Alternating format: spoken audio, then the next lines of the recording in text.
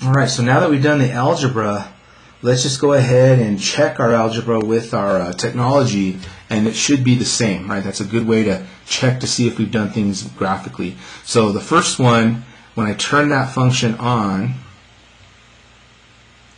okay, there's that function, and here's what we can observe about it. So first of all, right, with regard to the domain, we do see that the graph does have a vertical asymptote as we predicted at -1. All right, so at -1 we do have a vertical asymptote at that location.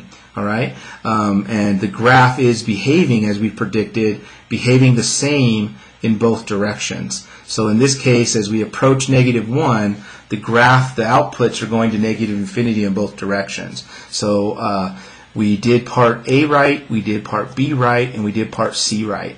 We found that there were no holes in this graph, right? So we don't have to worry about that part.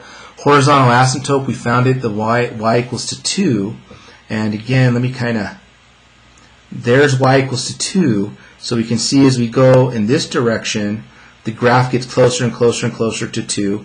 And if we go in the other direction, the graph gets closer and closer and closer and closer and closer to 2. So it looks like we got the horizontal asymptote right. There's also a location when I come back, right? We located a value at 2, and that's why I'm saying I think my math was wrong somewhere. But at, it looks like yeah, we'll have to check my math. I did something wrong, but we do see we are crossing the x-axis, right, somewhere, right, between, let me get this, let me do this real quick. So we got y equals 2. All right, so there's that graph. So yeah, so we do see that we are in fact crossing the x-axis, or excuse me, crossing the horizontal asymptote right at that location, right? And that seems to be, let me try to zoom in there. So we're -2, -4, there's -3. So it's somewhere between -2 and -3. Yeah, we got it. So I think I just had this reverse. So at -8/3, right, our output's 2. Sorry, I mislabeled the point. So this is -2 and about 2/3. Comma 2, and so we see that happening. So about there's -3, right? So there's -3 and -2. So roughly about 2/3, right about here. If we go straight up to the graph, we notice that we are in fact crossing, right, our horizontal asymptote at -8/3, 2. All right, so that's where that's basically occurring, and we can kind of see that happening on our graph. All right, as I get used to this Desmo. So there we go. There's a good graph. So there's -2 and -3, and so we are crossing right somewhere really close to about -2 and 2/3. We actually know the exact value where that's happening. So again, that tells me that all my math's right, especially when I get my points right. All right, so that's the first one. Second one, right, so let me turn some things off here.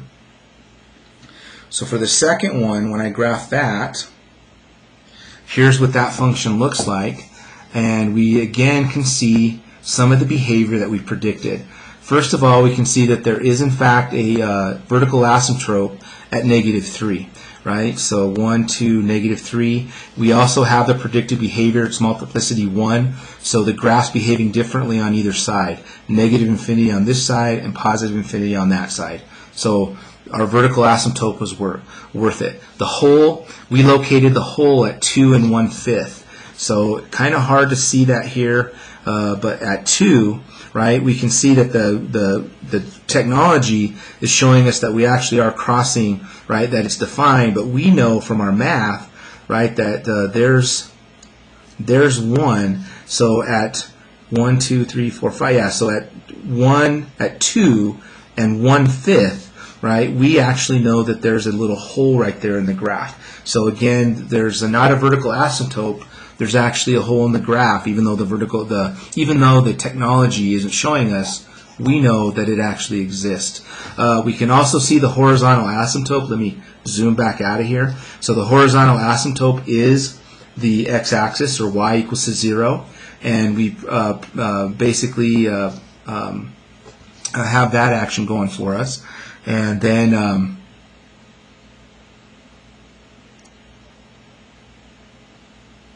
yeah, that's interesting. I think I screwed something up here.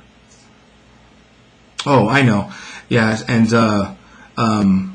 when I should have done this. I'm sorry. When we simplify this, right, this function is actually behaving like 1 over x plus 3. And so we end up getting 1 equals 0 times x plus 3. 1 equals 0. So I'm mistaken here. We are not crossing the x-axis here. I apologize for that, you guys. You just caught me in the air. You have to basically set the simplified version equal to the thing, not the function itself. Sorry about that, because we're going to lose that 0 there. And so we notice we're not crossing that horizontal asymptote. So caught an algebra mistake on my part. All right, so that's what's always nice about our technology and our algebra. It should all match. But other than that mistake, I think we have everything good. Last but not least, let me clear that out and graph the last one. Having trouble turning it on Desmos. Come on, turn on. There we go. So when I turn that graph on, right, there's the graph of that crazy guy. And we do have a horizontal asymptote, excuse me, a slant asymptote of x plus 3. Right? And so when I go graph that, we can see that that's exactly what's happening.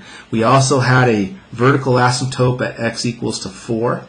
So we see that action occurring. So there's 5 and there's 4. So at x equals to 4, the graph is in fact ripping itself apart.